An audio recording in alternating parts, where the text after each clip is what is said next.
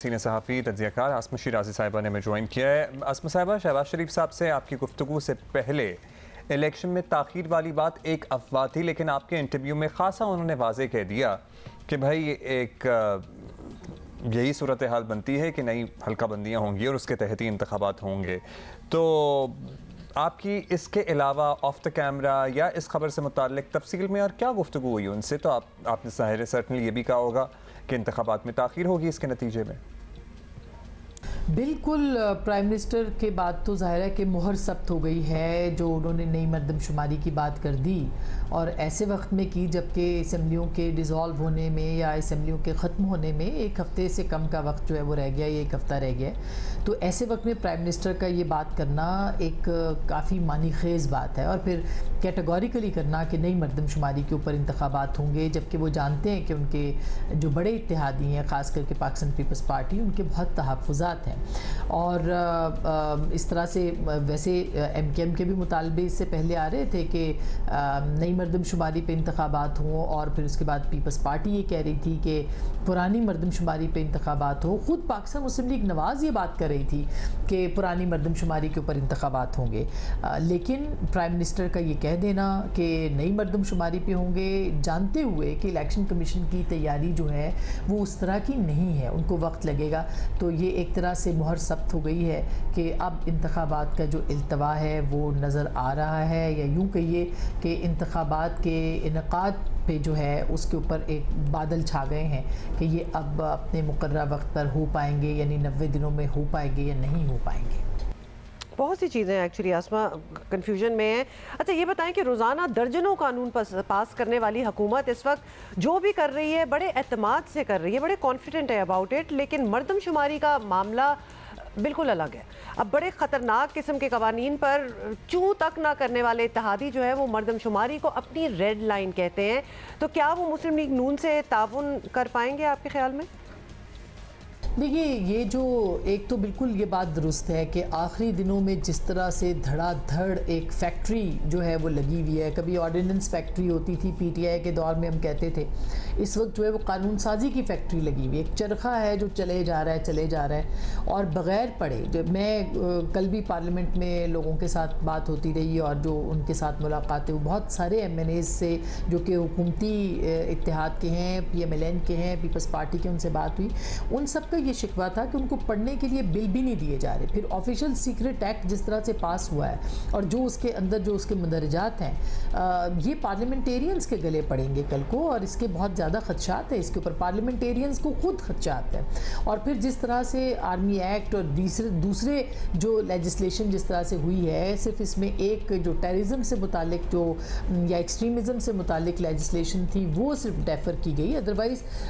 ये जो मामलात हैं इसके ऊपर काफ़ी ज़्यादा कंसर्न्स हैं पार्लियामेंटेरियंस के। ये जो ऑफिशियल सीक्रेट एक्ट है इस पर भी पाकिस्तान पीपल्स पार्टी के इख्तलाफात काफ़ी ज़्यादा शदीद हैं और हमारी इत्तलात ये हैं कि जब ये सेनेट में पेश होगा तो इसके ऊपर पीपल्स पार्टी रिएक्ट करेगी और हो सकता है कि वो इसके अगेंस्ट वोट करें। मगर दिलचस्प होगा ये देखना कि उस पर पाकिस्तान तहरीक इंसाफ के जो सेनेटर्स हैं वो क्या स्टांस लेते हैं, क्योंकि तहरीक इंसाफ ऑलरेडी एक मजबूत पोजीशन में सेनेट के अंदर मौजूद है और अगर उनके सेनेटर्स जो हैं वो इसके ऊपर पीपल्स पार्टी के साथ मिलके करते हैं तो ये लेजिस्लेशन रोकी जा सकती है। काफ़ी इंटरेस्टिंग होगा कि इसके ऊपर क्या मामला देखने को मिलते हैं, लेकिन जाने वाली हुकूमतें इस तरह नहीं करती हैं और आने वाली हुकूमतें जो हैं उनके लिए प्रॉब्लम्स क्रिएट हो सकते हैं। लेकिन जो कॉन्फिडेंस हमें पाकिस्तान मुस्लिम लीग नवाज़ में नज़र आता है, उनको इस बात का यकीन है शायद कि वो वापस आएंगे जब भी कभी इंतखाबात होंगे। लेकिन इंतखाबात जो हैं वो बहरहाल बहुत करीब होते दिखाई नहीं देते और इस तरह के खदशात जो हैं वो ऑफ द रिकॉर्ड पार्लियामेंटेरियंस करते भी दिखाई देते हैं आपके। अच्छा, लास्ट ये बता दीजिए कि हुकूमत को एतमाद है कि PTI अपने चेयरमैन समेत कोई गेम चेंजिंग किस्म की पोजीशन में अब या सियासी क़ुव्वत रही नहीं है। अगर ये मान भी लिया जाए तो इलेक्शन में ताख़ीर से फ़ायदा किसे होगा? मुस्लिम लीग नून और पीपल्स पार्टी आपको लगता है घाटे में रहेंगी या फ़ायदे में रहेंगी इलेक्शन अगर डिले होते हैं तो? देखिए, पीपल्स पार्टी से ज़्यादा इस चीज़, अगर इंतखाबात नहीं होते तो इसका फ़ायदा PMLN को होगा क्योंकि पंजाब के अंदर इंतखाबात, मियाँ साहब की वापसी, नैरेटिव का बनाना और जो 15 महीने ज़ाहिर है कि इत्तेहादी हुकूमत का ज़्यादा बर्डन तो PMLN पे आएगा और आना है, उसको सामने रखा जाए तो जाहिर है कि अपनी एक पॉलिटिकल इन्वायरमेंट के लिए सूट करता है PMLN को कि इंतखाबात ताख़ीर से हों। पीपल्स पार्टी के लिए इसलिए ये उनको ज़्यादा जल्दी नज़र आती है क्योंकि सिंध के अंदर उनकी एक कंफर्टेबल मेजॉरिटी या एक कंफर्टेबल उनकी हुकूमत जो है बन सकती है। तो उनके लिए इंतखाबात का लड़ना या उनके लिए इंतखाबात होना मसला नहीं है। और ये भी खदशात का इजहार किया जा रहा है ख़ास करके पीपल्स पार्टी की जानिब से कि अगर ये 3 महीने से आगे इंतखाबात गए तो फिर इंतखाबात का इनकाद बहुत मुश्किल हो जाएगा। कल हमने खुर्शीद शाह साहब से इस मामले पे जब बात की थी तो उन्होंने बहुत खुल के अपने तहफ़्फ़ुज़ात का इजहार किया और उन्होंने कहा कि ये भूल जाए कि इसके बाद जो है वो जल्दी इंतखाबात होंगे। तो ये बहुत ओपन अब चीज़ होती चली जा रही है कि जिस तरह की लेजिस्लेशन और जिस जल्दी में करवाई जा रही है पास पार्लियामेंट को बुलडोज करके, और जिस तरह से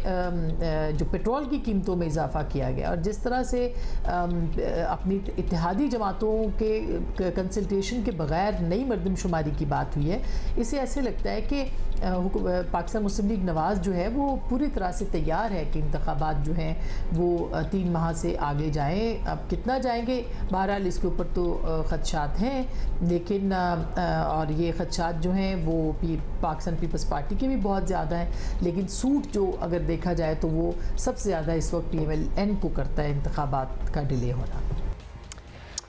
बहुत शुक्रिया आपका। शुक्रिया आसमा।